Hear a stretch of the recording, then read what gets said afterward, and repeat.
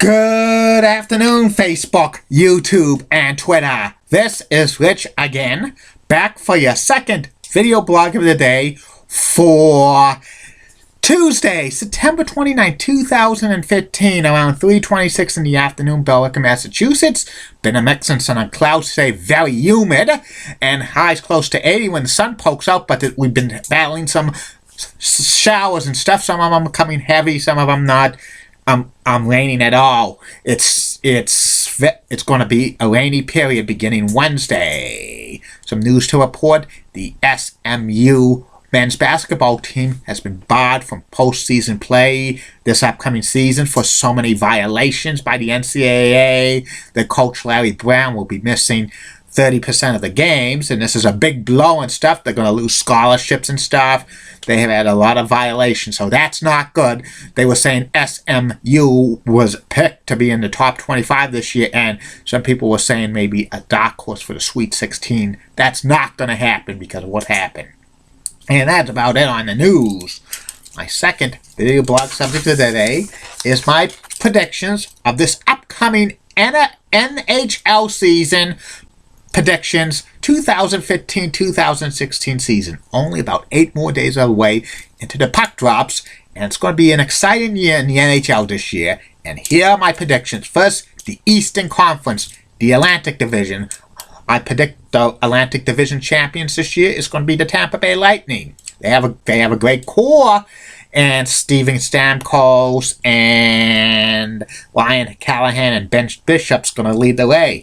Finishing second is the Montreal Canadiens. They have the best goaltender in the NHL, Carey Price, one of the best defensemen, P.K. Subban, and Matt Pacioretty's their captain, so they're pegged for another playoff appearance. The third place this year is going to be a surprise. The Florida Panthers. They have so much good talent and stuff, and they could be the surprise team of the NHL this year, and they'll get an automatic playoff spot. The fans in Florida should see this team because it's going to be an exciting team in the next few years. Fourth place, Detroit Red Wings, and this is going to be a year that the Detroit Red Wings don't make the playoffs and stuff. They still have a talented team, but they're kind of fading a little bit. The fifth place this year in the Atlantic Division is going to be the Ottawa Senators. They're led by Erik Karlsson and stuff. The McBurglar and Andrew Hammonds signed a contract, but he could be fighting for the starting goaltender with Craig Anderson and stuff. Sixth place, Buffalo Sabres, because they have a new coach, Dan Breisman, and Jack Eklund look like the real deal. The Sabres have out the pieces for maybe a surprise run, maybe to the final wildcard spot, but they're going to surprise a lot of people. Seventh place is going to be the Boston Bruins in the Atlantic Division this year. Their defense is weak. Charles hurt. Seidenberg's, hurt. Their offense is, shaky because some of them are so hot and cold and stuff.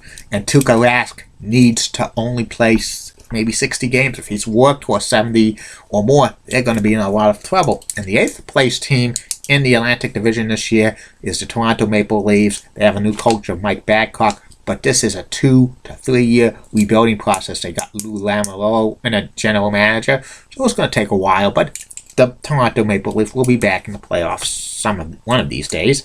In the Metropolitan Division, finishing in first place will be the Washington Capitals. They have the most exciting player. One of them, Alex Ovechkin, plus Brandon Holby is becoming a great goaltender and stuff.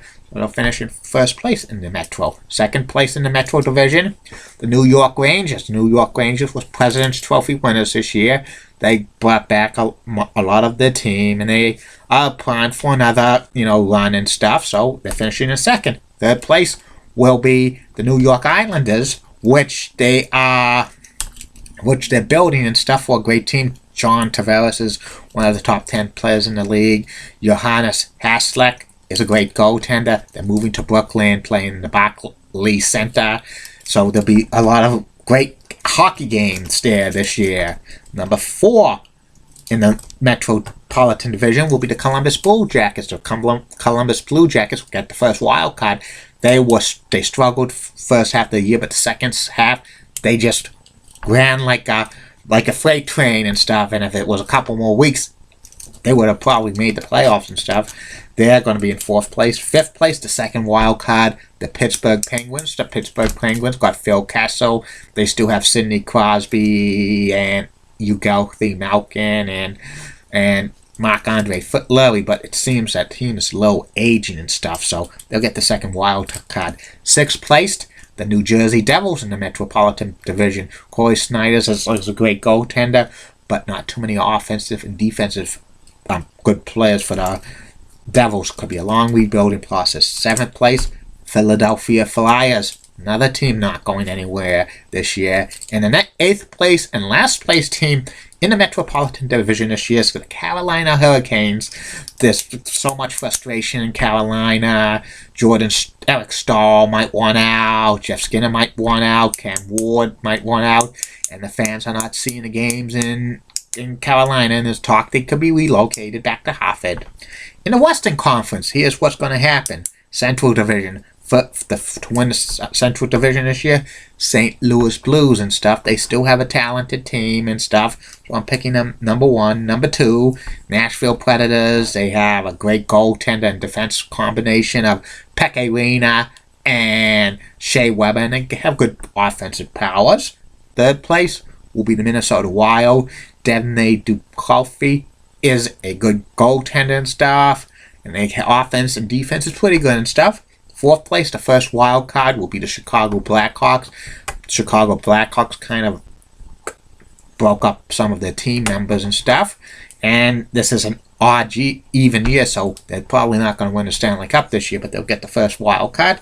5th place will be the Dallas Stars and stuff. They have good offense, but, they don't have too much, goaltending and defensive issues. 6th place, the Winnipeg Jets, which was a surprise team in the NHL last year, but this year they're going to come back to earth because they are just, they got everything together last year, but, this is the Winnipeg Jets, former Atlanta Thrashers and stuff, and I don't think they're going to be good this year. In 7th place, finishing the basement, Colorado Avalanche. They got rid of some of their great players, and they're rebuilding. In the Pacific Division, 1st place is the Anaheim Ducks. They're one of the most complete teams in the NHL.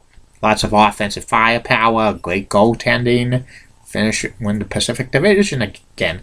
2nd place, the LA Kings. I think the Kings will be back in the playoffs because they got Milan Lucic and Jonathan Quick, and they have a lot of great offensive and defensive players. 2nd place. 3rd place, the Calgary Flames. I think the Flames are going to be improved this year because they got defenseman Doug Hamilton, and I don't think they're going to drop down. They could be a dark horse to come out of the Western Conference. 4th place, and to get the second wild card will be the San Jose Sharks, which, they're kind of like retooling and stuff, but I think there's still enough pieces there to go after one more run with the core group before they have to retire or get traded and stuff. 5th place is the Edmonton Oilers. They've been improving. They got the number 1 pick, Connor McDavid, who's going to be this generation's Sidney Crosby, Wayne Gretzky, but the Oilers aren't there yet because still goaltending issues and stuff, and they have to have all the number 1 picks gel to be a union and stuff, so it's going to be kind of a building process, but the Oilers probably be back in the playoffs sooner than later. 6th place is the Vancouver Canucks in the Pacific Division. They have decreased a lot. They got rid of some players.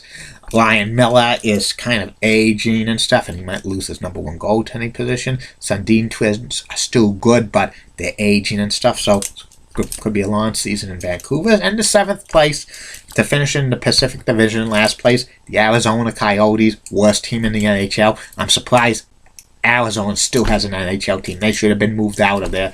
Could be fighting for the worst record in the NHL this year. And Eastern Conference Finals will be the Washington Capitals over the Tampa Bay Lightning. In the Western Conference Finals will be the LA Kings over the St. Louis Blues. The finals will be the LA Kings winning Stanley Cup for the 3rd time in 5 years, being the Washington Capitals. And some postseason awards, I'm predicting the MVP of the National Hockey League this year is going to be Steven Stamkos of the Tampa Bay Lightning. And I also predict he was going to lead the NHL in goals scored with about 57. And I also predict he will win last trophy. He'll probably score 111 points. That's what I'm predicting. And I'm also predicting the Rookie of the Year in the NHL this year is going to be Connor McDavid of the Edmonton Oilers. Coach of the Year, Jack Adams Award, is going to go to Gerard Jeanette of the Florida Panthers, who's going to surprise team of the NHL. The Selke Award for Best Defensive Forwards is probably going to go to Patrice Bergeron of the Boston Bruins. He's a perennial favorite for this. Vezina Trophy this year for NHL's best goaltenders. I'm picking Carey Price of the Montreal Canadiens to take home the Vezina again. And the best defenseman this year for the NHL Norris Trophy, I'm picking Duncan Keith of the Chicago Blackhawks. It should be an interesting NHL season. I'll be back with the third and final video of the night, which will be about WWE Hall of Famer, the late great Stu Hart from Calgary, Alberta, Canada. Like I always say, everybody, keep calm. And I'm a Julie Brennan guy. Molly Rosenblatt of Fox 35 rocks and has nice legs. Amy Swensley's so stunning and has nice legs. Elizabeth Hott rocks and she also has nice legs. And the best leg in the world is Heidi Pratt's. And in the words of Dickie Ackroyd, unit director of the Boys and Girls Club of Grid America. The more the merrier. Bye now.